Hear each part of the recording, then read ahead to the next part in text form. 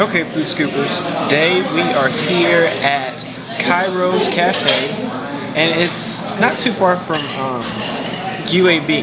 I don't know which street it's on, but I can find that out later. But just look around the restaurant.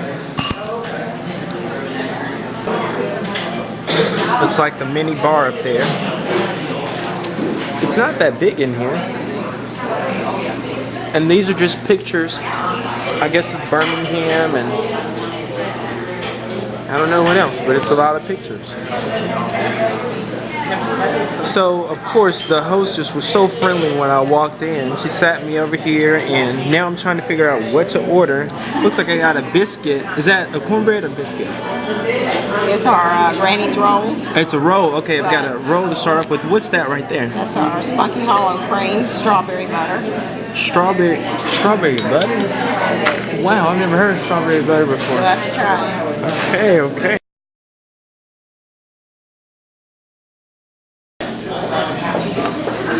Okay, food scooper. So I'm sitting up here eating with the minister of the church next door. And what's your name again? Steve Longnecker. Steve Longnecker.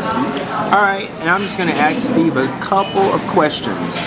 How long has it been in existence? Kairos was started in December the 4th of 2006 is when the opening day was. Kairos, the name really means Kairos is a Greek word meaning God's special time. And Kairos specifically means God's special time. Okay. So you could translate it to say God's Special Time Cafe. Okay. I like that. God's Special Time Cafe, food scoopers.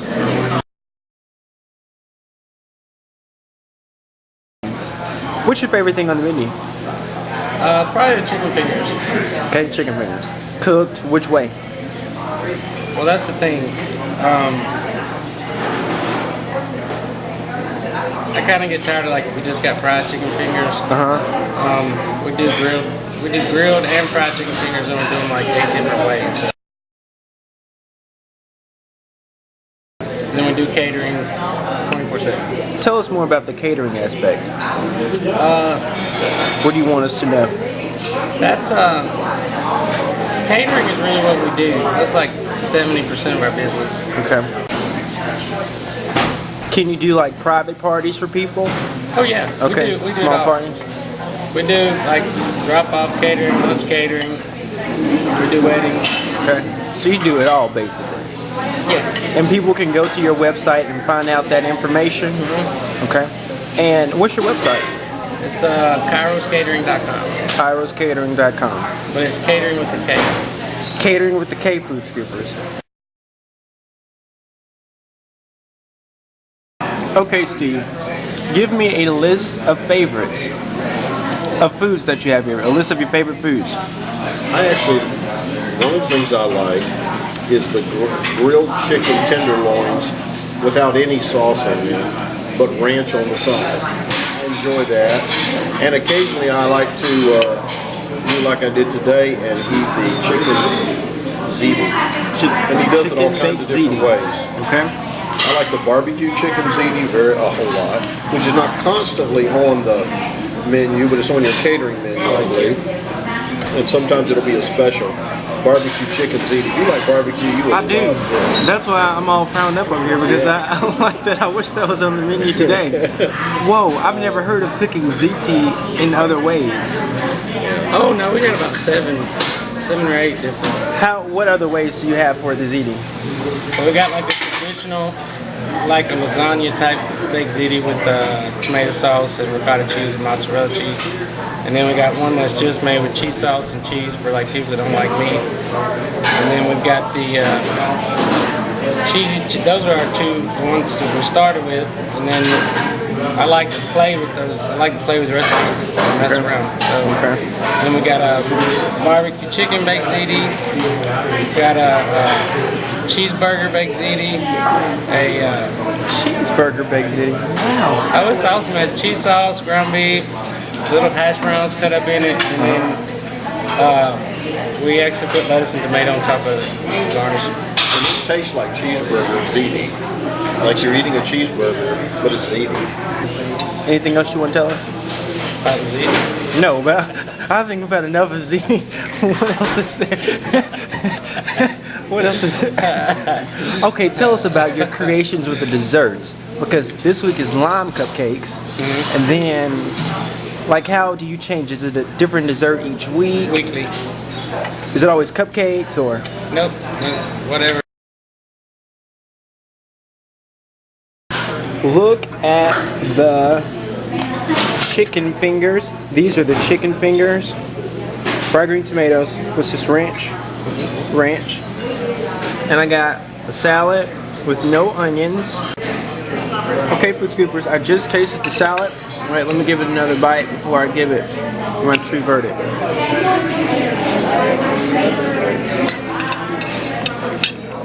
It's crunchy. That raspberry vinaigrette is really good. Now, honestly, I'm not a big fan of cilantro, but it's so mild I can't really taste it that much. And it's a good salad. What do you call the salad? What's the name of it? Norma's mixed green salad. Norma's mixed green salad. All right, so when you come here, you got to get the Norma's mixed green salad because I give it an A+. Okay, so I'm eating my cupcake right now. You see that it's green. It's a lime cupcake. And so James keeps telling me, have you made it to the middle yet? Have you made it to the middle yet? So I wanted to be on camera when I made it to the middle. If I can hold the plate. Hold the plate, please, James. Thank you. Oh yeah, you see the lime stuff? There it is. Now we're in the middle. That's what makes it luscious. So, Food Scoopers, this is Karina, and she is the awesome hostess that greeted me when I walked in the door. And I talked to her on Friday night. We had a wonderful conversation, and she's part of the reason why I'm here today at Kairos. So, Karina, what's your favorite thing on the menu? My favorite thing on the menu would probably be any kind of the chicken because it's so good. That's not what you just said. Okay, totally the thing I just said. What I just said was the croutons. Croutons, okay. Yes, because I get the salad and I totally get the salad with romaine lettuce. What I get every day is the salad with the romaine lettuce and the cheese and the grilled chicken. Okay. But with croutons and cheese. Okay. No dressing. Because he totally makes the ranch dressing like from scratch. Everything here is made from So scratch. all the dressings are from scratch.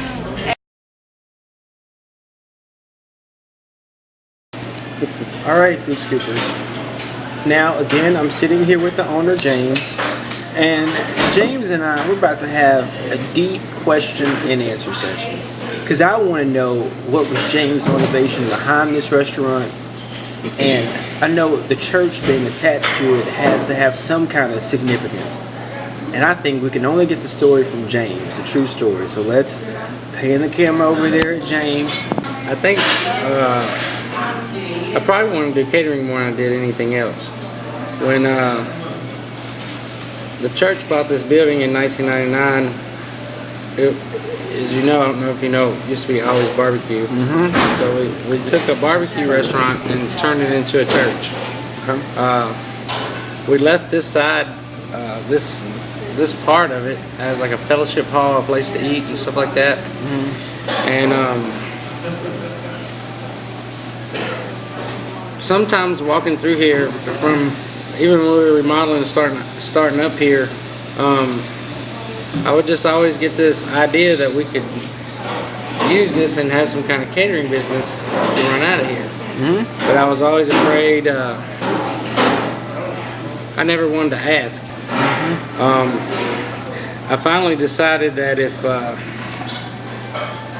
this kept nagging at me that we could do it here, and I finally decided, I think that was in 2004, I decided, well, I'm just going to go ask him and let him say no, and then that'll be it. How long was it nagging at you before you asked? About 5 years. Wow, okay. So, I mean, not every day, but just but just come back to me. Yeah. And so I said I had to just go ask him and get it over with, let him tell me no, and then I'll be able to move on from this. But when I went and talked to my pastor about it, I called him like after 8 one night and told him I need to talk to him. And so I had this big idea and I wanted to talk to him about it. And I didn't think he would accept the idea, but he loved it. He loved the idea. Because of my background, I got in trouble when I was when I was 20. Like when most people were starting their life, that's when I would ruin my life with drugs and alcohol, and I got in trouble and ended up going to prison. I pretty much thought my life was over with after that. I had an experience with Jesus when I was in prison, and that's where I met Steve. And from then, everything just changed for me. And well, not. It irritates me when people say that they just magically got off drugs and stuff like that. It wasn't like that. It was a process. But ever since I've got out, my passion is anybody to try to help anybody that's hurting. Or sometimes people say, well, you only hire people at Kairos that's been in prison, but that's not true. I have a lot of people that work for me that have been in prison, but if I ever speak and give my story somewhere, there's always somebody that comes up to me and says, I was never in prison, but I was in prison of alcohol. And people are in prison, the prison of drugs, alcohol, religion. Their mind is the prison. Yeah, I mean, there's all kind of prisons. And just to see anybody to be able to get free and have a productive life and be successful, that's a passion of my heart. What did you do to go to prison? Armed robbery. And you stayed in prison for how long? 6 years and 9 months. 6 years and 9 months. And while you were in prison, tell everybody that you managed who you managed. Oh yeah. Actually, You got your experience. I did. I actually got a lot of experience while I was in prison. I got put in. I was in a drug program when I was in prison in Florida, and once you got through the drug program, they gave you some kind of cushy job where you file papers and stuff like that. Well, I got in an argument with my counselor and got in some trouble, and they put me in the kitchen for punishment. So They didn't know that was your playground. yeah, they put me in the kitchen to punish me, and I think I washed dishes for 3 days, 2 or 3 days. I mean, it didn't bother me. I had to do what I had to do. And one of the officers there that ran the kitchen was having problems with cooking something, and I showed her something, and she said, "You know how to cook?" And I said, "Yeah." And within a couple months, I was running that place, and I learned how to feed the masses.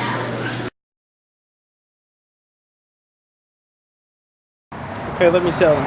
Okay. Okay, food scoopers, now we're on the outside of Kairos Cafe, and I was just talking to Karina as I was walking out, and you see the herbs that are right there that I have the camera on. This is what James uses. He uses some of these herbs in the kitchen to prepare food. What type of herbs are they? This is rosemary and this is sage. Rosemary, we got rosemary and sage right out here at the front door. Yeah. I think that's a great thing. You know the ingredients are fresh.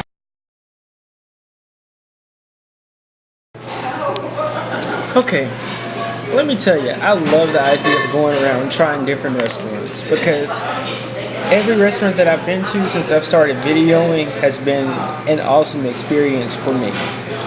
And Karina, you did a great job. Thank you. James did a wonderful job. It was an honor to speak with James and the minister. And the food was great here. You got to stop by and give this place a try. I don't think you'll regret it, because everything was delicious. My mom gave me a new word to use last night. She said, say scrumptious. So I'm going to say everything is kind of scrumptious. And yeah, it's a nice restaurant. It's right off of I-65. What street is this? This is actually still University. Okay. It's at University, like you're headed towards Green Springs, is what I tell everybody. Okay. It's in between Window World and Importer's Warehouse. Okay, I think you heard it for yourself, food scoopers. So stay tuned, because who knows where the next food destination will be.